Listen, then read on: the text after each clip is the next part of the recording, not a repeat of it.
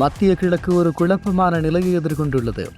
உலக நாடுகள் தங்களுடைய எதிர்காலத்தை எண்ணி அஞ்சுகின்ற அளவுக்கும் பொருளாதார ரீதியாக மிகப்பெரிய தாழ்வு சிக்கல்கள் ஏற்பட போகிறது என்ற அச்சத்தோடும் இருக்கக்கூடிய நிலையில் இந்த விவகாரத்தில் உலகமே உற்று நோக்குகின்ற ஒருவர். இவர் போரில் குதிப்பாரா? இவருடைய போர் நகர்வுகள் மத்திய கிழக்கின் பக்கமாக பார்வையாக மாறுமா? இப்படியான கேள்விகளோடு இருக்கக்கூடிய ஒரு நாடு வடகொரியா. வடகொரியாவினுடைய மத்திய கிழக்கு யுத்தத்தின் வடகொரியாவினுடைய நிலைப்பாடு தொடர்பில் சற்று விரிவாக பார்க்கலாம். வடகொரியாவை பொறுத்தவரை மத்திய கிழக்கு போர் என்பது வெறும் ஒரு பிராந்திய மோதல் அல்ல. அது அமெரிக்க ஏகாதிபத்தியத்திற்கு எதிரான ஒரு போராட்டமாகவே பார்க்கப்படுகிறது. வடகொரியா நீண்ட காலமாக ஈரானின் மிக நெருங்கிய இராணுவ கூட்டாளியாக இருந்து வருகிறது. தற்போது நிலவும் போரில் ஈரானின் ஏவுகணைகள் மற்றும் ட்ரோன் தொழில்நுட்பங்களில் வடகொரியாவின் தாக்கம் இருப்பதாக உளவுத்துறை அறிக்கைகள் தெரிவிக்கிறது. குறிப்பாக 2026ஆம் ஆண்டின் தொடக்கத்தில் கிம் ஜாங் உன் ஏவுகணை உற்பத்தியை அதிகரிக்க உத்தரவிட்டது அதன் ஏற்றுமதி நோக்கத்தையும் உணர்த்துகிறது என சொல்லலாம். ஈரானின் உச்ச தலைவர் கொல்லப்பட்ட சம்பவத்தை அமெரிக்க மற்றும் இஸ்ரேலின் ரவுடித்தனமான செயல் என வடகொரியா கடுமையாக சாடியுள்ளது. ஈரானுக்கு அணு ஆயுதம் இல்லாததே இந்த தாக்குதலுக்கு காரணம் என வடகொரியா கருதுகிறது. இதனால் தனது அணுசக்தி திட்டத்தை இன்னும் தீவிரப்படுத்தவும் அமெரிக்காவுடன் பேச்சுவார்த்தை நடத்தினால் அது தனது நிலைப்பாட்டை உறுதிப்படுத்த மட்டுமே இருக்கும் எனவும் வடகொரியா உறுதியாக குறிப்பிட்டுள்ளது.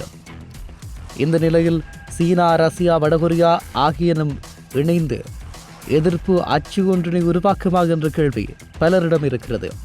இந்த மூன்று நாடுகளும் முறையாக ஒரு கூட்டணி ஒப்பந்தத்தில் கையெழுத்திடவில்லை என்றாலும் செயற்பாட்டு ரீதியாக இவை ஒரு வலுவான கூட்டணியாக உருவெடுத்துள்ளன.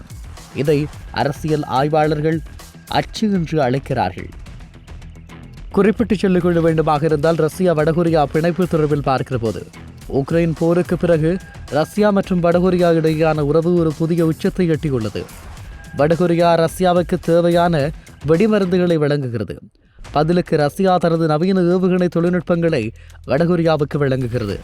இந்த ஒத்துழைப்பு மத்திய கிழக்கிலும் ஈரானுக்கு மறைமுகமாக உதவுகிறது. அதே நேரம் சீனாவினுடைய தந்திரோபாய நகர்வுகள் தொடர்பில் கேள்வி எழுகிற போது சீனா தன்னை ஒரு அமைதி தூதராக காட்டிக்கொண்டாலும் அமெரிக்காவின் செல்வாக்கை மத்திய கிழக்கில் இருந்து அகற்றுவதே அதன் முக்கிய நோக்கம். ரஷ்யா மற்றும் வடகொரியாவுடன் இணைந்து அமெரிக்காவின் பொருளாதார தடைகளை முறியடிக்க சீனா உதவுகிறது. இந்த கூட்டணி ஒன்றாக இணைய முடியுமா? இது பலருடைய கேள்வி. ஆம், இவர்கள் ஒருவருக்கொருவர் பின்வரும் வழிகளில் கூட்டுச் சேர்க்கிறார்கள். பொருளாதார பாதுகாப்பு, அமெரிக்காவின் டொலர் ஆதிக்கத்தை முறியடிக்க தனிப்பட்ட வர்த்தக முறைகளை கையாளுதல், ஐக்கிய நாடு சபையில் ஆதரவு, ஈரானுக்கு எதிரான தீர்மானங்களை ஐக்கிய நாடுகள் பாதுகாப்பு சபையில் சீனாவும் ரஷ்யாவும் தடுப்பது, தொழில்நுட்ப பகிர்வு, ஏவுகணை மற்றும் செயற்கைக்கோள் தொழில்நுட்பங்களை இம்மூன்று நாடுகளும் ஈரானுடன் பகிர்ந்து கொடுக்கிறது. இது உலகப் போருக்கான ஒரு அறிகுறியா? மிக நீண்ட காலமாக நடைபெறுகின்ற ஒவ்வொரு சம்பவங்களின் அடிப்படையிலும் உலகப் போர் ஏற்படுமா அதற்கான அறிகுறியா என பலரும் கேட்பதுண்டு. இந்த கூட்டணியின் எழுச்சியை ஆய்வு செய்யும் போது சில முக்கியமான உண்மைகள் புலப்படுகிறது. இந்த கூட்டணி ஒரு சித்தாந்த அடிப்படையிலானது அல்ல, மாறாக இது ஒரு தேவை அடிப்படையிலான கூட்டணி. சீனாவுக்கு தனது உலகளாவிய வர்த்தகம் முக்கியம், ரஷ்யாவுக்கு உக்ரைன் வெற்றி முக்கியம், வடகொரியாவுக்கு தனது ஆட்சியின் பாதுகாப்பு முக்கியம். அமெரிக்க ஜனாதிபதி டொனால்ட் ட்ரம்பினுடைய நேரடி தாக்குதல்கள் இந்த நாடுகளை இன்னும் நெருக்கமாக்கியுள்ளன. அமெரிக்காவின் ஒருதலைபட்சமான தாக்குதல்கள் ஈரானை நிலைகுலைய செய்துள்ளன. வடகொரியா போன்ற நாடுகள் தங்களை தற்காத்துக் கொள்ள இன்னும் ஆக்ரோஷமான அணுசக்தி பாதையை தேர்ந்தெடுக்கும். மத்திய கிழக்கு யுத்தம் நீடித்தால் சீனா மற்றும் ரஷ்யாவின் ஆதரவுடன் வடகொரியா ஆசிய பிராந்தியத்தில் தென்கொரியா, ஜப்பான் போன்ற நாடுகளின் மீது புதிய பதற்றமான ஒரு ஆக்கிரமிப்பு நடவடிக்கைகளை மேற்கொள்ள முடியும். இது அமெரிக்காவை திசை திருப்புவதற்கான ஒரு வாய்ப்பாக கூட இருக்கலாம். இப்படியான ஒரு சூழலில் ஈரான் மீதான இஸ்ரேலின் வான்வெளி தாக்குதல்கள் மற்றும் 88 உயர்மட்ட தலைவர்களின் வீழ்ச்சிக்கு பிறகு வடகொரிய அதிபர் கிம் ஜாங் உன் தன்னுடைய இராணுவ நிலைப்பாட்டை அதிரடியாக மாற்றியிருப்பதாக தெரிய வருகிறது. ஒரு நாட்டின் தலைமைத்துவத்தையே சிதைக்க முடியும் என்பதை இஸ்ரேல் நிரூபித்துள்ளது. கிம் ஜாங் உன்னிற்கு ஒரு மிகப்பெரிய எச்சரிக்கையாகவும் பாடமாகவும் அமைந்துள்ளது. இந்த நிலையில் மத்திய கிழக்கு மோதலுக்கு பிறகு வடகொரியா எடுத்து வரும் இராணுவ நடவடிக்கைகள் சற்று விரிவாக பார்க்கலாம். ஈரானின் உயர்குழு ஒரே இடத்தில் இருந்தபோது தாக்கப்பட்டதை வடகொரியா உன்னிப்பாக கவனித்துள்ளது. கிம் ஜாங் உன் தங்கியிருக்கும் இடங்கள் மற்றும் இராணுவ கட்டுப்பாட்டு அறைகளை நிலத்தடியில் இன்னும் ஆழமாக மாற்றும் பணிகள் முடுக்கிவிடப்பட்டுள்ளன. ஸ்டேலின் பங்கர் பிளாஸ்டர் ஏவுகணைகளை எதிர்கொள்ளும் வகையில் நவீன ரக விமான எதிர்ப்பு மற்றும் ஏவுகணை தடுப்பு அமைப்புகளை பியோயாங்கில் அவர் பலப்படுத்தியுள்ளார். ஈரானிடம் அணு ஆயுதம் இல்லாததே ஸ்டேல் தைரியமாக அந்த நாட்டின் அதிகார மையத்தை தாக்க காரணம் என வடகொரியா கருதுகிறது. அணு ஆயுதம் மட்டுமே ஒரு நாட்டின் தலைவரை காப்பாற்றும் என்ற உறுதியான முடிவுக்கு கிம் வந்திருக்கிறார்.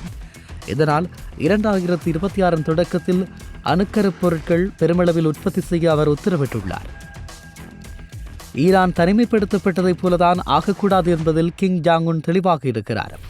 ரஷ்யாவுடன் சமீபத்தில் கையெழுத்திடப்பட்ட ஒப்பந்தத்தின்படி வடகொரியா மீது தாக்குதல் நடந்தால் ரஷ்யா நேரடியாக போரில் இறங்கும் சூழலை அவர் உருவாக்கியுள்ளார்.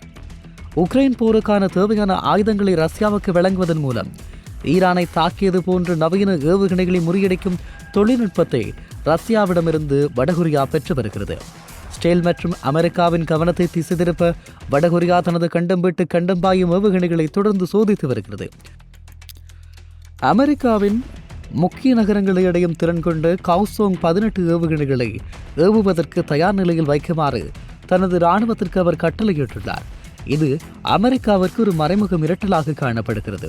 ஸ்டேலின் விளக்கத்தைப் போலவே வடகொரியாவும் தனது இராணுவ கொள்கையை மாற்றியுள்ளது. எதிரி நம்மை தாக்கப் போகிறான் என்று தெரிந்தால் நாம் முதலில் அவர்கள் மீது அணு ஆயுதத்தை தாக்குதல் நடத்துவோம் என கிம் ஜாங் உன் அறிவித்துள்ளார். இது ஆசிய பிராந்தியத்தில் பதற்றத்தை உச்சத்திற்கொண்டு சென்றுள்ளது. உண்மை என்னவென்றால் கிம் ஜாங் உன் பயப்படுகிறார் என்பதை விட இந்த சூழலை தனது இராணுவத்தை நவீனப்படுத்த ஒரு வாய்ப்பாக பயன்படுத்துகிறார். ஈரானின் வீழ்ச்சி அவருக்கு ஒரு சர்வதேச எச்சரிக்கை மணியாக அமைந்துள்ளது. அமெரிக்கா மற்றும் ஸ்டேலின் பலத்தை உணர்ந்து அதற்கு இணையாக அல்லது அதைவிட ஒரு படி மேலாக தனது பாதுகாப்பை அமைக்க அவர் முற்படுகிறார்.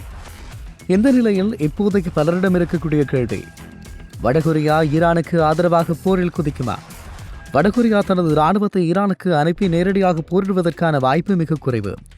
இதற்கு 2 முக்கிய காரணங்கள் இருக்கிறது. ஒன்று, தூரம் மற்றும் போக்குவரத்து. வடகொரியாவிலிருந்து ஈரானுக்கு படைகளை அனுப்புவது தார்மீக ரீதியாகவும் போக்குவரத்து ரீதியாகவும் சவாலானது. அதேபோல சொந்த நாட்டு பாதுகாப்பு என்ற ஒரு பிரச்சனை இருக்கிறது. தென்கொரியா மற்றும் அமெரிக்க படைகள் எல்லையில் இருக்கும் போது தனது இராணுவத்தை பிரித்து ஈரானுக்கு அனுப்புவது கிம் ஜாங் உன்னிற்கு பாதுகாப்பானது அல்ல. ஆனால் மறைமுக போரில் அவர் ஈடுபட வாய்ப்புள்ளது.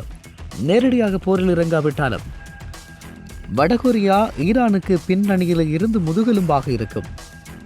ஏவுகணை தொழில்நுட்பங்களை வழங்கும். ஈரானுடைய சஹாப் ஏவுகணைகள் வடகொரியாவின் நோடாங் தொழில்நுட்பத்தை அடிப்படையாக கொண்டவை. ஸ்டேலின் வான் பாதுகாப்பு அமைப்புகளை தகர்க்க தேவையான நவீன ஏவுகணைகளை வடகொரியா ரகசியமாக ஈரானுக்கு வழங்கும். அதேபோல உக்ரைன் போருக்கு ரஷ்யாவுக்கு ஆயுதங்களை வழங்கியது போல ஈரானுக்கும் ட்ரோன்கள் மற்றும் வெடிமருந்துகளை வடகொரியா கப்பல் மூலம் வழித்தடங்கள் மூலமாக அனுப்பும். வடகொரியாவின் லாசரஸ் போன்ற ஹேக்கர் குழுக்கள் ஸ்டேல் மற்றும் அமெரிக்காவின் இராணுவ கட்டுப்பாட்டு மையங்கள் மீது சைபர் தாக்குதல் நடத்த உதவும். கிம் ஜாங் உன் எடுக்கும் முடிவு தனிப்பட்டதாக இருக்காது. ரஷ்யா ஈரானுக்கு ஆதரவாக இருப்பதால் வடகொரியாவையும் ஈரானுக்கு உதவ ரஷ்யா அழுத்தம் கொடுக்கும். அமெரிக்காவை நேரடியாக எதிர்க்க விரும்பாத போது வடகொரியாவை பயன்படுத்தி அமெரிக்காவுக்கு மத்திய கிழக்கில் முட்டுக்கடை போட சீனா முயலும். இதுதான் மிக ஆபத்தான அம்சம். மத்திய கிழக்கில் போர் தீவிரமடையும் போது அமெரிக்காவின் கவனத்தை திசை திருப்ப கிம் ஜாங் உன் பின்வருவனவற்றை செய்யக்கூடும். தென்கொரியா மீது சீண்டல், எல்லையில் பதற்றத்தை உருவாக்கி அமெரிக்க படைகளை ஆசியாவிலேயே முடக்கி வைப்பது, அணு ஆயுதம் மற்றும் ICBM சோதனை, அமெரிக்காவை மிரட்டும் வகையில் பசிபிக் பெருங்கடலில் ஏவுகணை சோதனை நடத்துவது. சுருக்கமாக சொன்னால் கிம் ஜாங் உன் ஈரானுக்காக தனது இரத்தத்தை சிந்த மாட்டார். ஆனால் ஈரானின் கரங்களை வலிமைப்படுத்த தனது ஆயுதங்களையும் தொழில்நுட்பங்களையும் தாராளமாக வழங்குவார். இதன் மூலம் அமெரிக்காவை 2 வெவ்வேறு போர்க்களங்களில் மத்திய கிழக்கு மற்றும் ஆசிய பகுதிகளில் சிக்க வைக்க அவர் முயலுவார் என்பதை சொல்லிக் கொள்ளலாம். கிம் ஜாங் உன் நோக்கம் ஈரானை காப்பாற்றுவதல்ல, மாறாக ஸ்டேல் மற்றும் அமெரிக்காவின் தோல்வியை காண்பதே. இதன் மூலம் தனது அணு ஆயுத பலத்தை உலகிற்கு நிரூபிக்க அவர் மறைமுகமாக போரை தேர்ந்தெடுப்பார்.